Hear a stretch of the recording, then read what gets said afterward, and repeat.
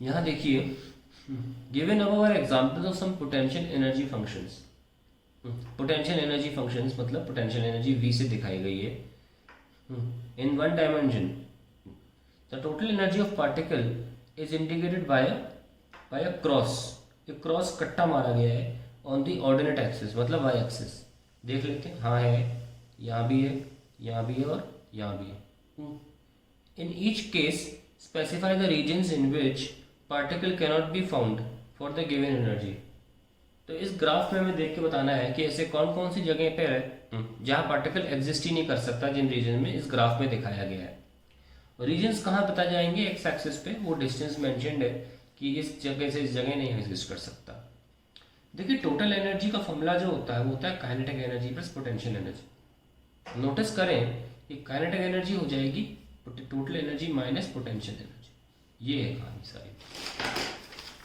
तो अब हमें पता है कि kinetic energy half M V square होती है और कुछ नहीं होती, सिर्फ हाफ एम वी स्क्वायर। ये हाफ एम वी स्क्वायर का जो ये पूरा कलेक्शन है मास वी स्क्वायर हाफ का, ये कभी भी नेगेटिव नहीं हो सकता, इसको पॉजिटिव करना पड़ेगा।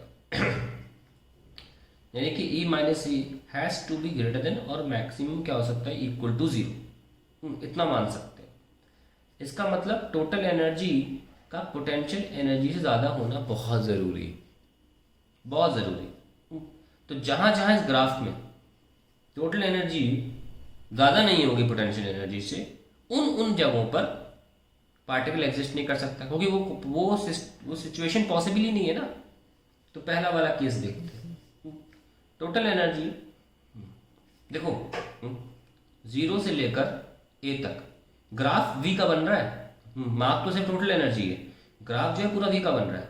तो ग्राफ में देखें 0 से लेकर ए तक तो पोटेंशियल एनर्जी जो है वो 0 है और जो टोटल एनर्जी है वो ज़्यादा है 0 से लेकर ए तक के बीच में। तो यहाँ तक तो पार्टिकल एग्जिस्ट कर सकता है। लिख लें, फॉर एक्स 0 से ए जो ई है वो ऊपर मैप्ड है ना, उसकी वैल्यू ज़्यादा है, और वी एस कहाँ है, 0 पर है।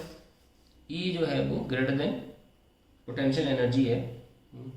सो क्या पूछा गया, कैनॉट फाउंड। तो कैनॉट पूछा गया है तो हम दोनों लिख देते हैं। सो पार्टिकल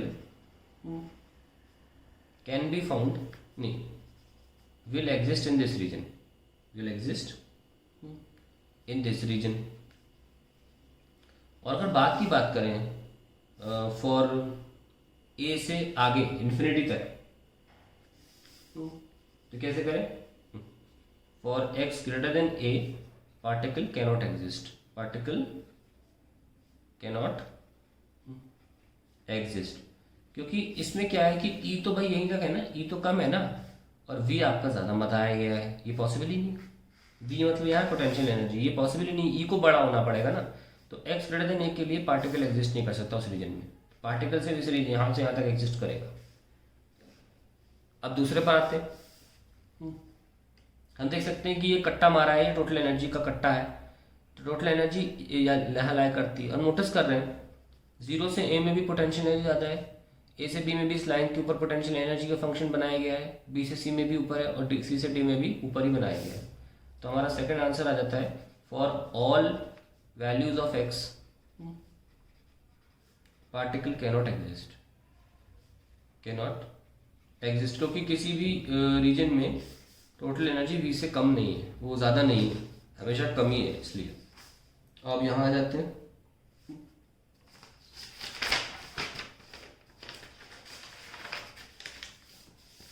इस वाले में आ जाते हैं। हमारी टोटल एनर्जी क्या है, देखो ये टोटल एनर्जी की लाइन है, ये यहाँ रहती है।